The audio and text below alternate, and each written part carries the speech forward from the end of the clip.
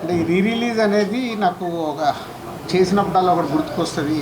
98లో మేము తొలి ప్రేమ cinema distribute చేసినప్పుడు అప్పుడు అది మాకు 5 ఇయర్స్ రైట్స్ ఉండేది. సో ఎప్పుడు డబ్బులు తక్కువ ఉంటే అప్పుడు దాన్ని రీ రిలీజ్ పెడితే ఆ సినిమా ద్వారా మనీ వచ్చేదన్నట్టు. అలా ఒకసారి అమృత సినిమా ఫ్లాప్ అయినప్పుడు ఫైనాన్షియల్గా చాలా స్ట్రెస్లో ఉంటే మళ్ళీ రీ రిలీజ్, అది 4th టైం. అప్పుడు కూడా ఆ రోజుల్లో అది 10 to 12 lakhs షేర్ కలెక్ట్ చేస్తాను. అంటే అప్పటి రోజులన్నిటినే మిరాకిల్ డేస్. అలాంటిది ఇప్పుడు కూడా ఆడియన్స్ వల్ల రీ రిలీజ్ పెడుతుంటే ఎంత ఇంట్రెస్ట్గా థియేటర్కి వస్తున్నారంటే, ఇప్పుడు హైదరాబాద్లో 10 థియేటర్లు వేస్తే ఆల్మోస్ట్ 10 థియేటర్లు ఫుల్ అయిపోయాయి.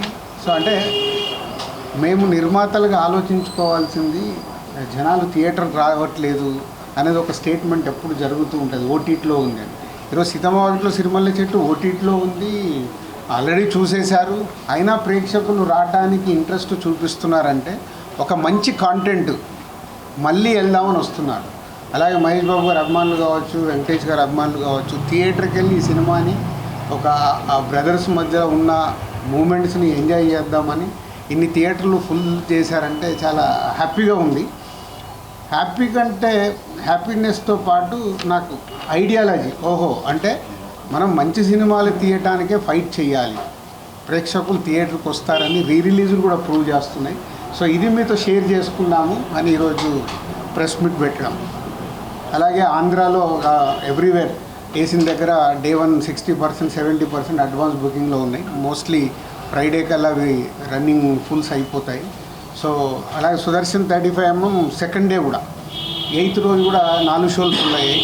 అంటే చాలా ఒక మళ్ళీ సినిమా రిలీజ్ చేస్తుంటే ఒక ఉండే హ్యాపీనెస్ కనిపిస్తుంది మాకు ఈ సినిమా ద్వారా. So I'm also watching on 7th morning 8 o'clock show. మళ్ళీ 12 ఏళ్ళ తర్వాత థియేటర్లో సినిమా చూసి ఎంజాయ్ చేయాలని అనిపిస్తుంది. So I'm going to Sudarshan 35mm 8 o'clock show. And media వాళ్ళు మీరు కూడా వెళ్ళి 12 ఏళ్ళ తర్వాత మళ్ళీ ఇద్దరు బ్రదర్స్ వస్తున్నారు కాబట్టి ఎంజాయ్ చేయండి. 12 ఏళ్ల క్రితం మీరు ఈ కాంబినేషన్ సెట్ చేయడానికి ఎలాంటి కష్టపడ్డారు? సో అప్పుడే చాలా ప్రెస్ మీట్లలో చెప్పాము. అంటే మల్టీ స్టార్ చేయడం అనేది ఎప్పుడో మన తెలుగు సినిమా ఇండస్ట్రీలో అందరు స్టార్ హీరోస్, రామారావు గారి దగ్గర నుంచి చిరంజీవి గారి వరకు అందరూ హీరోలు మల్టీ స్టార్ సినిమాలు చేశారు. తర్వాత మారుతూ వచ్చింది.